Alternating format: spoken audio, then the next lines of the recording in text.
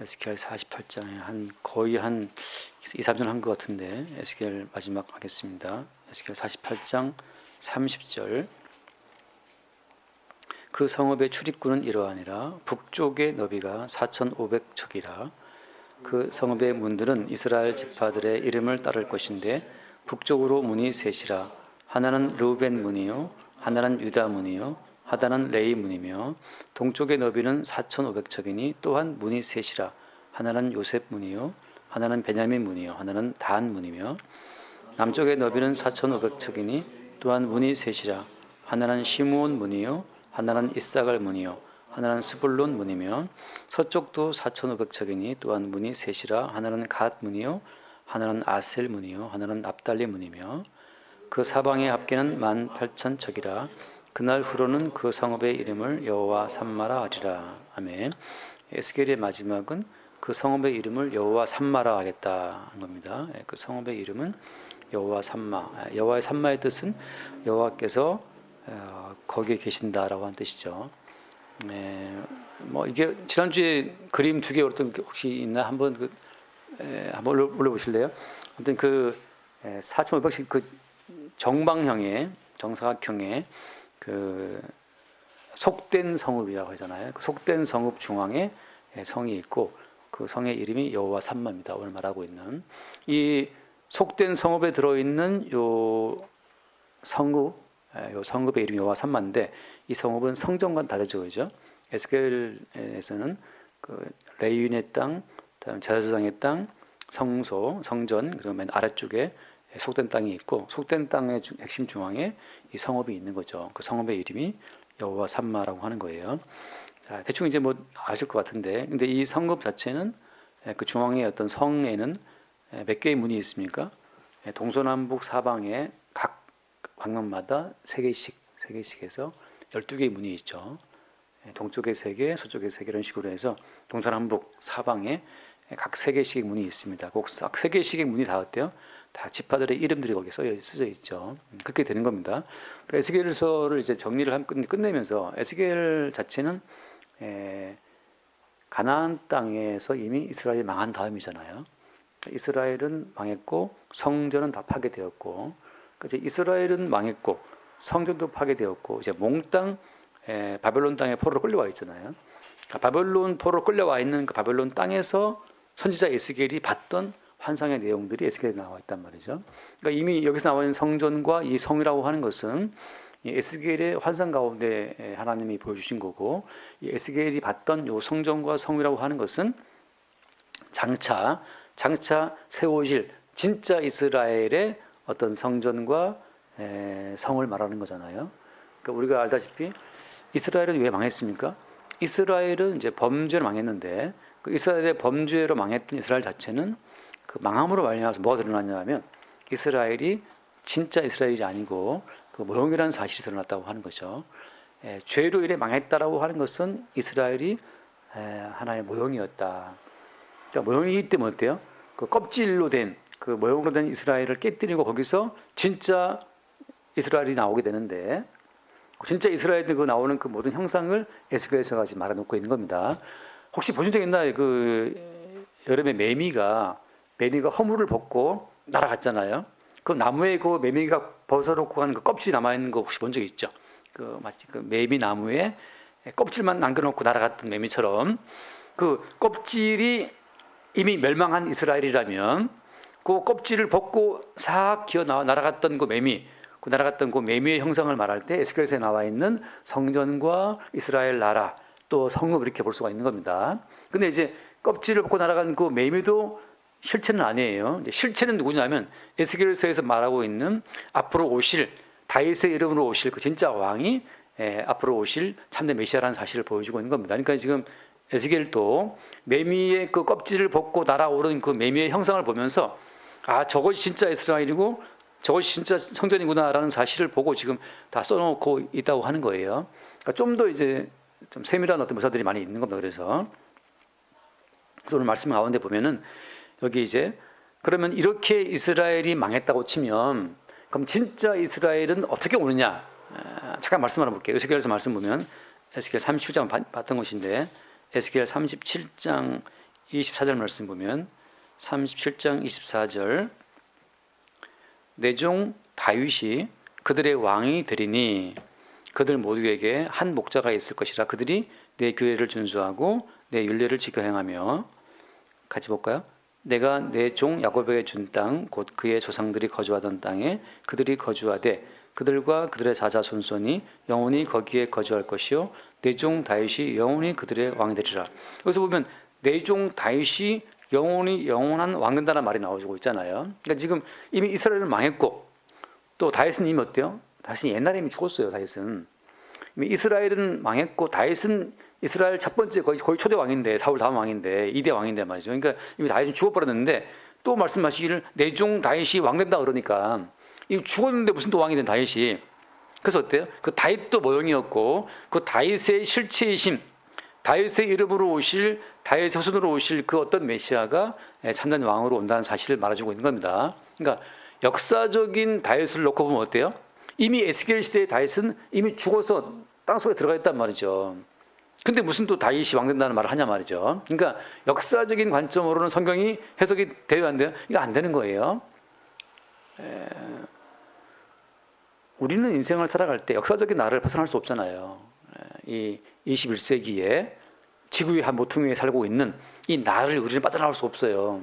그러니까 그 누구도 역사적인 관점으로는 예수를 믿을 수 없는 게 예수님은 이미 까마득한 옛날에 죽었다고 알려져 있는데 그거 누가 예수를 믿어요.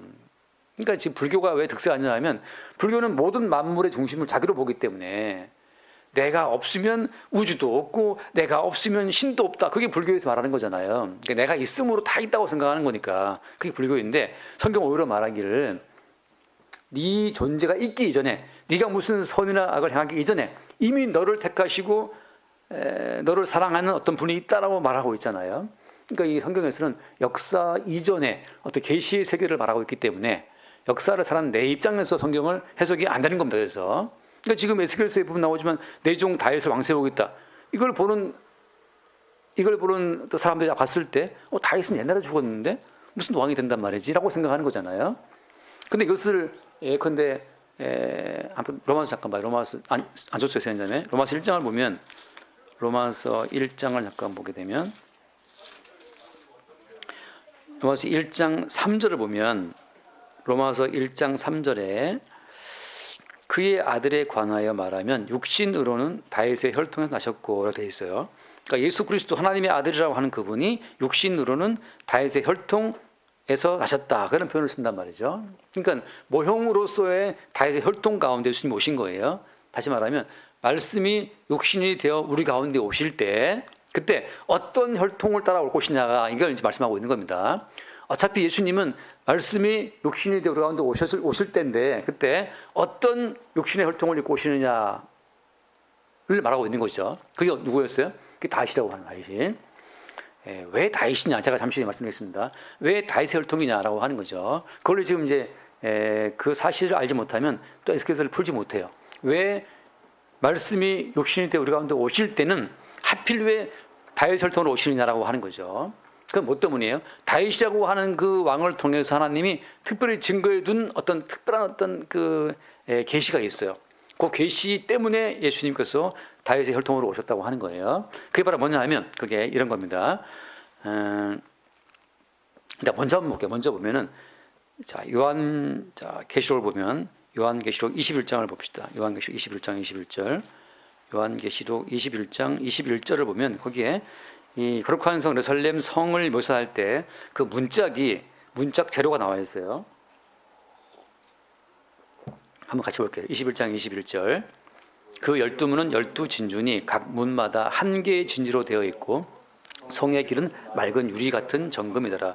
지금 그 12문이 있는데 동쪽에 세 문, 서쪽에 세 문, 북쪽에 세 문, 앞쪽 세 문, 각 방향마다 세 개씩 문이 있는데 그 12개의 문이 다 재료가 뭐예요? 진주예요. 그것도 어떤 진주예요? 그것도 그냥 통으로 된 한 개의 진주가 말이죠. 문짝 하나가 한 개의 진주야. 통으로 된 거. 지금 이제 내일 문짝 주문할 건데 저기다 문짝을 주문하면 또 한 3, 4일 걸린대요. 문짝은 또 다르겠지만 지금 우리는 뭐 문짝을 이렇게 다양한 문짝이 있지만 이 거룩한 성 예루살렘 성의 문짝은 진주가 재료인데 이 진주라고 하는 것이 무슨 의미냐?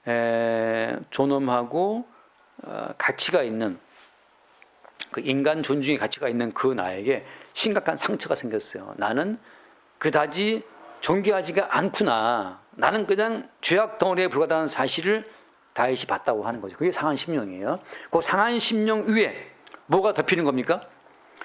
하나님이여 상하고 통회하는 마음을 주께서 멸시하지 아니하시리다라고 해서 그게 뭐가 입혀요? 18절 말씀 18절 주의 은택으로 시온의 선을 행하시고 라고 하잖아요. 거기에 주의 은택이 입혀지는 걸 말이죠. 다시 말하면 주께서 용서하시는 주님의 보배로운 피가 그 위에 입혀질 때 우리는 깨어진 마음, 브로큰 하트, 상한 심령인데 그 상한 심령을 감싸는, 그래서 내가 너를 위해 피 흘린다라고 하는 그 예수의 피가 덮일 때 그게 진주란 말이죠. 진주가 의미하는 바는 무엇이냐? 깨어지고 상처난 그 심령 가운데 용서한다. 내가 너를 정죄하지 않는다라고 하는 그 용서한다, 정죄하지 않는다라고 하는 주님의 용서와 주님의 사랑과 주님의 긍휼이 이 깨어진 마음을 감싸 안는 이게 보석이 되는 거란 말이죠. 그래서 반드시 예수 그리스도의 피는 어디로 흘러가는 겁니까? 깨어진 마음에게로 예수의 피가 흘러간단 말이죠. 나는 의롭다고 말하는 사람에게는 예수의 필요 없죠. 예수의 피가. 그건 보석이 안 되란 말이죠. 진주가 아니에요. 진주문을 통과하는 자는 누구냐? 상한 심령, 깨어진 마음으로 말미암아 이렇게 하니 내가 죄인이 맞구나. 뭐 좀 그럴싸한 자를 유지하고 싶은데 그게 다 깨져버리잖아요. 그럴싸한 자, 주님이 그냥 깨면서 너는 모친이 죄악 중에서 너를 잉태했어. 너는 죄의 열매야. 죄의 씨앗이야. 이렇게 말해버리니까 거기서 우리의 모든 존엄성은 바닥에 깨져버리고 상한 심령이 되는 거죠. 그 상한 심령 위에 그래서 내가 너를 왜 피 흘린다라고 하는 예수의 피 흘림이 덮쳐오면서 안에는 상한 심령, 바깥에는 용서하시는 주의 피가 덮일 때 그게 진주문이 된다고 하는 거죠. 그게 진주문의 의미예요. 자, 그러면 다윗이 왜 대표로 아직까지 다윗 이전까지는 이런 고백이 안 나왔어요. 이스라엘은 그냥 흘러왔지만 정확히 다윗이 깨어진 심령과 그 위에 덮이는 은택을 고백함으로 말미암아서 다윗이 예루살렘 성을 출입할 수 있는 그 시온의 성을 행하시고 예루살렘을 싸워서 말할 때 그 문을 통과할 수 있는 어떤 왕의 자질을 처음 성령으로 우리에게 보였다고 하는 거죠. 그러면 12개의 문이잖아요. 각 지파 하나씩. 아까 봤던 것처럼 뭐 제일 처음 나온 게 북쪽의 문이잖아요. 북쪽으로 문이 셋이다. 북쪽의 문은 르우벤, 유다, 레위. 그게 북쪽의 문이 세 개란 말이죠. 그럼 이렇게 르우벤, 유다, 레위 이런 사람들이 12명의 아들들이 정말 모친이 죄악 중에서 그들을 출생했을까요? 정말 죄악 중에 모친이 그들을 낳았습니까? 다윗이 지금 고백하고 있지만 사실 그 당시에는 이들이 몰랐단 말이죠. 아까 창세기 말씀, 창세기 29장을 볼게요. 창세기 29장 31절을 보겠습니다. 창세기 29장 31절. 29장 31절. 여호와께서 레아가 사랑받지 못함을 보시고 그의 터를 여섰으나 라헬은 자녀가 없었더라. 같이 32절을 볼게요.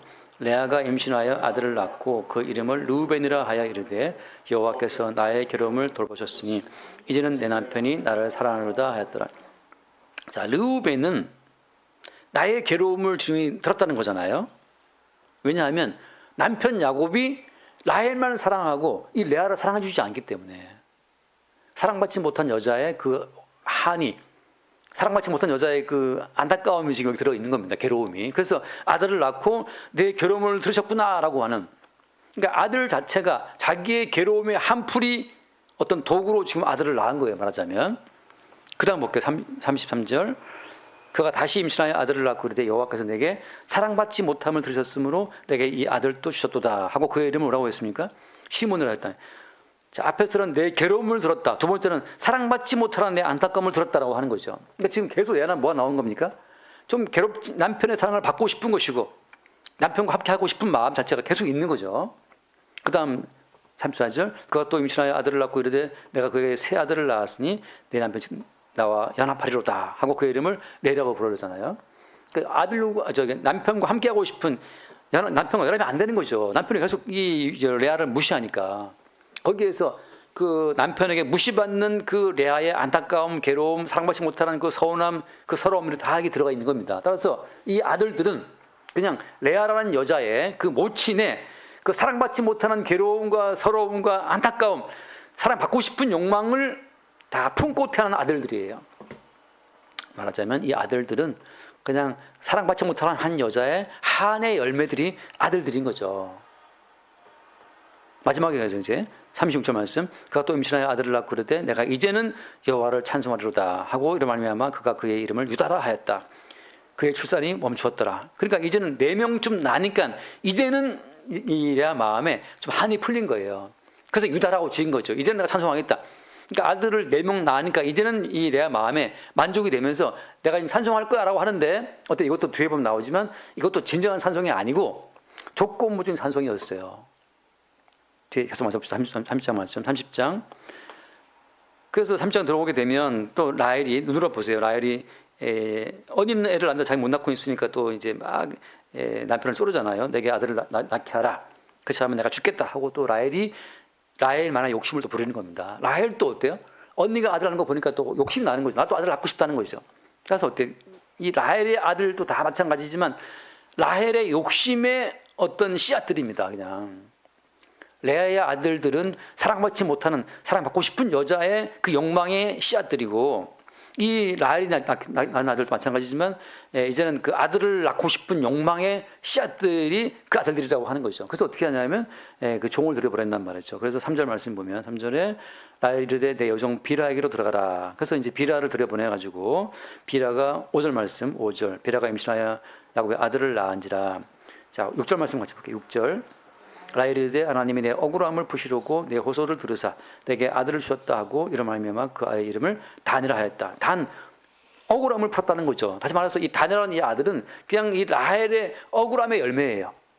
내가 억울한데 너무 억울해서 내가 지금 막 기다리는데 드디어 내 여정을 통해서 아들을 낳았다는 거죠. 그래서 이 억울함을 풀었다고 하는 것으로 라헬의 억울함 자체를 지금 아들에 담고 있는 겁니다. 그 다음 7절 말씀, 라헬에 또 비라가 또 애를 낳았죠. 8절 봅시다. 라헬이 이르되 내가 언니와 크게 경쟁하여 이겼다 하고 그의 이름을 납달리라 하셨잖아요. 그러니까 언니와의 경쟁으로 지금 아들을 낳고 있는 거죠. 자 말해서 이 아들들은 그냥 이 두 자매의 욕망과 경쟁의 씨앗들을 열매라고 하는 거죠. 거창하게 내가 이 아들을 낳아서 주님 나라의 뭐 기업, 그게 아니고 그냥 자기 욕망의 어떤 그 표출로 아들을 쭉 낳은 거예요. 물론 여기에서 아들을 낳고 보니 나름의 애정과 사랑은 있었겠죠. 근데 애초에 어때? 애초에 아들을 낳는 그들의 동기가 뭐였다? 동기가 다 그들의 욕망의 표출이라고 하는 거죠. 그러니까 다윗이 말한 것처럼 모친이 죄악 중에서 나를 출산했다는 그 모든 말이 지금 이 두 명의 레아와 라헬은 지금 뭐 하고 있는 겁니까? 지금 아들 낳기 경쟁에 들어간 거란 말이죠. 뭐 하려고? 자기 욕망을 위해서. 납달리 경쟁에 이겼다라고 또 좋아한단 말이죠. 여기에 또 질사가 또 이제 레아도 이제 자기 요정을 또 아들을 낳잖아요. 그러니까 이렇게 해서 이 12지파의 모든 아들들은 이스라엘 12지파의 지금 이름을 따서 천국의 문이 12개 지금 나와 있단 말이죠. 그러니까 어떻게 보면 천국의 문이 있는데 다 12아들의 이름이 다 붙어 있단 말이에요. 붙어 있는데 12아들의 이름이 그냥 12아들의 이름이면 이거 지역 백성인데 거기에 뭐가 있는 겁니까? 그렇게 자기의 존재를 모친의 경쟁심, 모친의 욕망으로 말미암아 내가 태어났다는 사실을 알게 된 사람들이 나는 그냥 모친의 죄악의 열매라는 사실을 보게 된 그 사람들이 상한 심령이 되고 그 상한 심령 가운데 그러면 나랑 무슨 가치가 있냔 말이죠. 모친이 죄악 중에 나를 낳았기 때문에 어때요? 나 역시도 어때? 나 역시도 똑같이 그 죄악된 짓을 하고 있는 거예요. 우리가 지금 나라 질서가 잡혀 있고 그리고 피자에 어떤 안정적인 어떤 그런 관계가 서 있기 때문에 우리가 인간적인 모습을 지키고 있지만 예전에 뉴욕에서 정전 사태가 일어났을 때 뉴욕 그때 몇 시간 동안 나섰죠. 뉴욕에서 정전 나갔을 때 그때 수많은 사람들이 상점을 깨고 물건을 훔치고 순식간에 바뀌었잖아요. 나라 자체가. 지금 또 국가 기관 공권력이 질서를 잡아주니까 그렇지. 글쎄 그저 우리나라 치안 좋다 그러는데 외국에서는 휴대폰도 이게 들고 있는데 뺏어간다면서요. 그거 많이 나오는데 그런 것처럼 동남아시아 갔던 목사님 얘기가 지금 목사님 한 분이 동남아시아 돌고 지금 다음번에 미국이랑 캐나다를 가야 되는데 걱정이 도둑들이 이렇게 도둑이 많다는 것이 걱정이 나더라고. 무슨 말인지 알면 모든 인간은 죄악의 열매이기 때문에 강권적인 어떤 힘이 없으면 다 그냥 서로가 서로를 죽이고 뺏고 하는 거기에 다 들어가는 겁니다. 더 큰 질서가 그들을 누르기 때문에 시키고 있는 것이지, 지금 내 걸 뺏기는 마당에 내가 나 세멸시킬 수 있겠습니까? 그렇지 않다는 거죠. 지금 이 두 자매가 벌이는 아들 낳기 경쟁을 보게 되면 이스라엘의 뿌리는 무엇이냐? 그냥 경쟁과 욕망이라고 하는 거죠. 그 경쟁과 욕망의 결실이 이스라엘이라는 사실을 보게 되는 그 사람들이 자기 존재에 대한 상한 심령, 나라고 하는 존재가 고상한 존재가 아니었다는 사실을 보게 된 자들이 비로소 뭘 바라보는 겁니까? 십자가에서 흘려지는 예수의 피의 가치를 그때 보는 거예요. 자기 존재의 뿌리를 못 본 바리새인들은 십자가를 보고 어떻게 조롱하죠. 너부터 구원해봐라고. 자기 존재의 뿌리가 욕망과 죄악의 열매라는 사실을 모르는 사람들은 십자가를 볼 수 없어요. 근데 다윗처럼 상한 심령이 되어서 자기 존재의 뿌리를 바닥을 본 사람들은 정말 나 개새끼네 이거. 야 이거 상황만 내면 내가 뭔 할 놈이네 내가. 상황만 주어지면 내가 사람을 죽이든 뭐 부하의 아내를 취하든 뭐든 할 수 있다는 사실을 본 사람이 존재에 대한 각성이 확 일어나면서 상한 심령이 돼요. 상한 심령이. 그 상한 심령에게 비로소 십자가에서 떨어지는 예수의 피가 덮이면서 진주가 되는 거라. 진주가. 그 진주로 덮인 사람들이 천국의 문, 진주문을 통과한다는 거죠. 그 사실을 다윗이 12지파를 통할해서 왕이 되었던 다윗이 12지파의 왕이 되어서 주님이 다윗을 한번 건드림으로 말미암아서 다윗이 보게 된 거죠. 12지파의 왕이 되어 보니까 왕이니까 이제 더 근사한 사람이 됐겠지라고 한 천만 말씀. 주님이 다윗을 왕 세우신 일은 뭐 때문이냐? 상한 심령을 다윗으로 하여금 완전히 경험케 하신 겁니다. 존재의 뿌리를 보게 하신 거예요. 그러니까 다윗으로부터 해서 이제 얘들아 우리 조상들을 돌아보자 말이죠. 내가 왕이 되고 보니까 조상들이 처음 12명이 태어날 때 다 그 어머니 두 분의 어머니의 경쟁과 욕망으로 태어난 우리 족속이 이스라엘 민족이라는 사실을 다윗이 깨닫고 그 사실을 증거하는 거예요. 우리의 존재가 뭐 거창하고 신령한 줄 아느냐 천만의 말씀. 그냥 두 여자의 라이벌 의식, 경쟁 의식, 욕심, 욕망으로 말미암아 바로 태어난 거야 라는 사실을 다윗이 왕이 되어서 나타내고 전파함으로 말미암아 다윗은 이스라엘을 지금 영적인 새로운 민족으로, 모형적 이스라엘이 아니고 매미가 껍질을 보고 날아오르는 것처럼 실체적인 이스라엘로 다윗이 끌고 들어가는 겁니다. 그 실체적인 이스라엘을 끌고 들어가는 그 다윗 왕 자체는 누구를 보여주는 그림자였어요. 결국 그리스도 예수를 보여주는 그림자였던 거죠. 그래서 예수님이 땅에 왔을 때 어떻게 온 겁니까? 예수님이 죄에 있는 육신의 모양으로 오신 거예요. 우리의 죄를 다 짊어지는 모습으로 왔다고 하는 거죠. 어떤 죄를? 모친이 죄악 중에서 우리를 낳았다라고 하는 그 존재 자체가 죄라는 사실을 보여주는 그분으로 예수님이 오신 겁니다. 하지만 우리가 살다 보니 힘들어서 죄진 게 아니에요. 상황이 돼서 죄진 게 아니고 원래 우리는 죄인으로 태어난 겁니다. 그냥 우리 존재에 대한 믿음이 아직도 있습니까 우리가? 그래서 이거를 자기 존재에 대한 실체를 본, 매미가 껍질을 보고 날아갔던 그 매미처럼 실체를 본 사람들만이 다윗과 같은 상한 심령이 되어서 그 심령 위에 덮이는 예수의 피를 보게 되고, 그들만이 뭘 보느냐 하면, 잠깐 로마서 말씀 볼게요. 로마서 3장 말씀. 수천 번을 말하지만 이것은 왕 되신 예수님에 의해서 깨닫지 못하면 알 수 없는, 보지만 몰라요. 이게 반에서 보고 모르는 이야기입니다.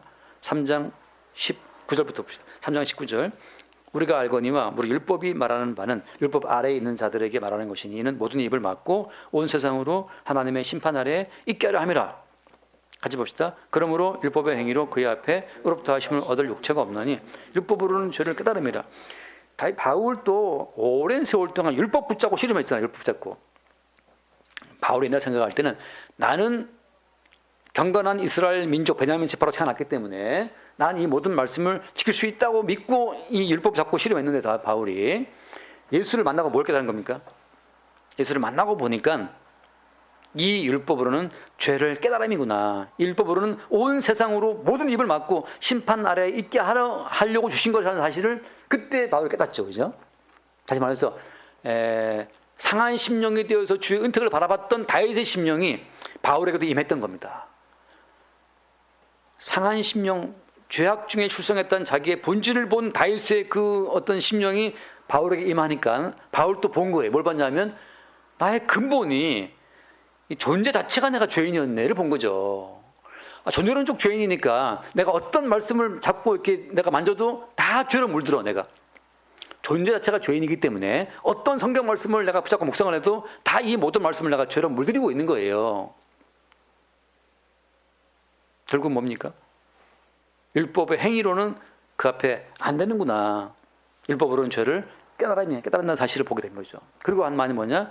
이제는 율법 외에 하나님의 한 의가 나타났으니 22절 말씀. 21절 좋나? 22절? 안 좋네. 예. 아무튼 예수 그리스도를 믿음으로 말미암아 주어지는 그 믿는 자에게 주어진 하나님의 의를 바울이 말하죠.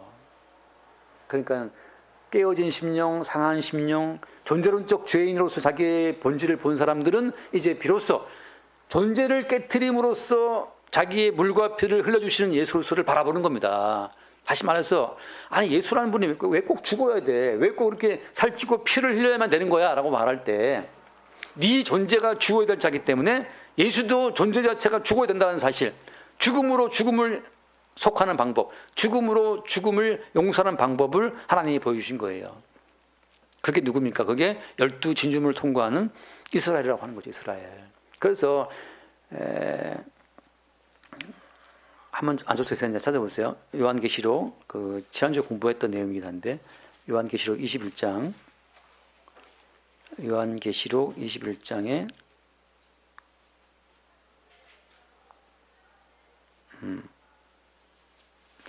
12절 말씀 21장 12절 21장 12절 21장 12절 요한계시록 같이 한번 볼까요?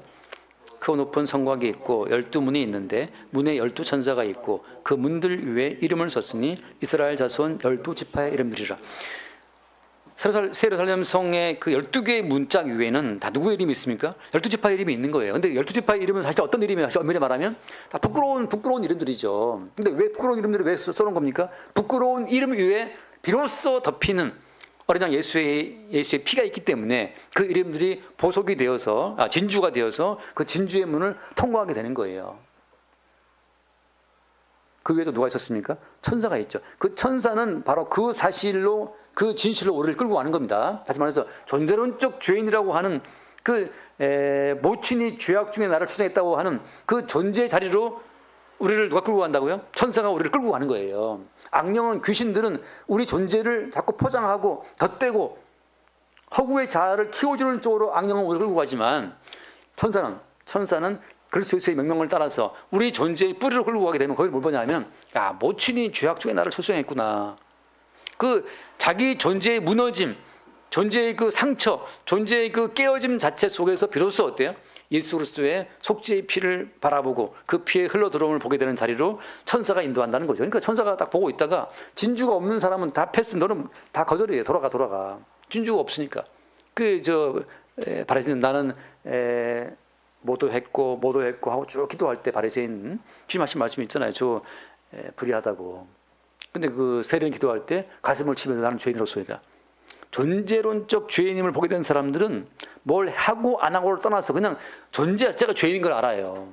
우리는 생각만 먹어도 벌써 나중심적인데 우리가 마음만 먹어도 나중심적이기 때문에 마음만 먹어도 나중심적으로 돌아가는 그 생각 자체를 주님이 아신단 말이죠. 우리가 사실 점잖아 보이지만 다 나름 계산하고 있잖아요. 계산해 보이지만 내가 이거를 하면 어떤 게 돌아올까 다 그런 이기적인 욕망을 깔고 사람을 대하는 그게 솔직한 거 아닙니까? 물론 우리가 진심으로 누구한테 뭐 하고 싶을 때 있지만 그건 지극히 일부분이고 그것도 마찬가지지만 상대에게 또 무시당해 보세요. 좋은 마음으로 이사 왔다고 떡 돌리고 떡 해왔다가 가는데 그 사람이 냉정하게 나 그 떡 싫어한다고 가져가라 그러면 좋아하겠냐 말이죠. 제가 전도사 할 때 그 좀 잘 사는 집 애를 낳는데 그 집사님이 그 애기 옷을 하나 사줬어요. 그 애기 옷 브랜드가 아가방이었어요. 저는 그때도 아가방이 너무너무 좋은 줄 알았는데 선물을 하고 그분이 돌아가신 다음에 그 아가방 옷을 쓰레기통에 버려버렸어요. 우리 애를 어떻게 알고 아가방 갖다 이런 걸 선물하냐고. 너무 놀랐어요. 아니 아가방도 좋은 거 아닌가? 근데 우리를 뭘로 보고 아가방 같은 걸 사고 쓰레기통에 던졌어요. 국산 브랜드라 이거죠. 참 사는 모양 다양하고. 근데 여기서 제 말은 그겁니다. 내가 준 아가방 이 선물을 그 사람이 고맙습니다 밖에 받았어요. 근데 우연히 나중에 보니까 내가 준 선물을 그 사람이 쓰레기통에 버렸다는 사실을 내가 알았을 때 그때 좋은 마음으로 정말 축하하는 마음으로 축하합니다 하고 갖다 준 그 좋은 마음이 쭉 갈까요, 안 갈까요? 내가 준 그 좋은 마음 선물을 그 버릇한 것을 알았을 때 폭발하죠. 그런 것처럼 인간의 모든 선함이라는 자체는 그것은 조건 따라 상황 따라 바뀐단 말이에요. 그러니까 우리가 우리의 선함에 속고 있는 겁니다. 그러나 천사는 우리를 압박하고 또 압박해가지고 결국은 우리 존재의 뿌리 자체가 죄악 중에 출생했다는 사실을 기어이 그 폭로하는 자리로 천사가 우리를 끌고 가는 거예요. 그게 12 진주문에 앉아있는 천사가 그 문에 앉아서 그걸 체크하고 있는 겁니다. 더 이상 우리가 우리의 의로움에 속지 않도록 모든 성도는 그리스도 예수의 핏뿌림이 있을 때 벌써 진주 같은 보석이 되어서 그 문을 통과하는 겁니다. 자, 그래서 우리가 이 말씀을 대할 때마다 천국에 누가 들어가느냐? 착한 사람? 의로운 사람? 아니, 그 착함, 그 의로움 상황 달라지면 폭발하는 것들입니다. 다. 네가 나를 무시해? 내 성령을 무시해? 폭발한다니까요. 무슨 말이냐? 자기 존재의 죄악됨을 보고 그 존재의 죄악된 자리로 흘러 들어오는 예수의 피로 덮인 사람만이 천국의 문을 통과한다고 하는 거죠. 하나님 거 마십시다. 마태복음 7장을 보면 마태복음 7장 6절인가요? 그 너희 진주를 돼지에게 주지 말라는 그 말씀이 마태복음 7장 6절 말씀. 마태복음 7장 6절. 7장 6절. 거룩한 것을 개에게 주지 말며 너희 진주를 돼지 앞에 던지지 말라. 그들이 그것을 발로 밟고 돌이켜 너희를 찢어 상하게 할까 염려하라. 자, 거룩한 것은 뭡니까? 거룩한 것은 예수 그리스도의 피 이외에 거룩은 없어요. 우리의 모든 부정한 심령 위에 흘러들어오는 그 거룩한 예수 그리스도의 피, 그 피의 복음, 십자가의 복음인데 그 거룩한 십자가의 복음을 너한테 주지 말라? 개한테 주지 말라는 거죠. 그 다음에 너희 진주. 너희 진주는 뭐가 진주라고요? 너희 진주라는 것은 뭘 말하는 거라고요? 상한 심령 위에 덮인 예수 그리스도의 그 피가 진주인데, 다시 말하면 결국 피의 복음은 십자가의 복음을 말하는 것인데, 그 상처를 덮어주는 예수 그리스도의 피의 복음을 돼지에 던지게 되면 그들은 어때요? 그 거룩한 복음과 그 거룩한 진주와 같은 복음 자체를 그들이 발로 밟고 돌이켜서 어떻게 한다? 너희를 어떻게 한다? 찢어 상하게 한다. 왜? 뭐 때문이죠? 십자가의 복음이 그들 존재의 가치를 무시하니까. 왜? 십자가의 복음을 증거하기 위해서는 너는 날 때부터 네 엄마가 네 아버지가 널 죄악 중에 너를 낳았어라고 하는 그 존재를 전면 부정하지 않으면 안 되거든요. 존재를 부정할 때 어때요? 그들이 돌이켜서 우리를 찢어 상하게 한다는 거죠. 저도 기억나는 장면이 있어요. 제가 전수할 때 전도를 다녔는데 제가 많이 다녔는데 전도 다닐 때 어떤 집에 가서 이제 예수 믿으십시오. 우리 다 죄인입니다. 라고 했는데 그 어떤 아저씨가 벌떡 일어나서 그냥 안방에서 여기까지 달려와가지고 제 바로 제 앞에 서서 가슴팍을 탁 밀면서 네가 내 죄 지은 거 봤어? 그렇게 딱 말하는데 약간 내가 놀랐어요. 저는 아까 이제 그냥 관용오구처럼 우리는 죄인입니다. 예수님께서 오셨습니다 하고 말을 했는데 그 사람이 그 죄인이란 말에 완전히 흥분해가지고 내가 죄 지은 거 봤냐라고 저를 몰아붙이는데 제가 나중에 생각했지만 이 사람 무슨 큰 죄를 지었나 싶긴 하더라고. 고발해야 되나 경찰에다가 왜 이렇게 찔렀지? 근데 그거죠. 모든 복음은, 모든 말씀은, 모든 율법은 모든 입을 막고 하나님의 심판을 알게 하는 거잖아요. 그러니까 거룩한 것과 진주를 전파하는 사람들은 항상 인간의 존재 가치를 죄인이라고 하는 것으로 그들이 입을 막고 심판하겠다는 그 사실 진실을 말할 수밖에 없어요. 그것이 어때? 그것이 열심히 말씀 읽고 기도하고 전도하고 구제하고 살아가는 그들의 모든 그 존심과 자기 의로운 세계를 그거를 부정하기 때문에 그걸 건드기 힘들어합니다. 내가 이렇게 말씀대로 내가 읽고 연구하고 내가 살기 위해서 애를 쓰고 있는데 나더러 죄인이라고 그걸 못 견뎌하는 거죠. 그러나 성경은 복음은 그냥 아주 심플합니다. 니들은 하나님 보시기에 죽어마땅한 본질상 죄인이야. 니들 엄마가 죄 중에 너를 낳았어. 그래서 십자가에 피 흘리신 예수 그리스도의 피 이외에는 하나님의 천국문을 진주문을 통과할 수 없다. 너희가 죄인이라는 것 때문에 너희가 상한 심령이 되고 아프고 괴로운 그 어떤 사건을 경험했냐 다윗처럼.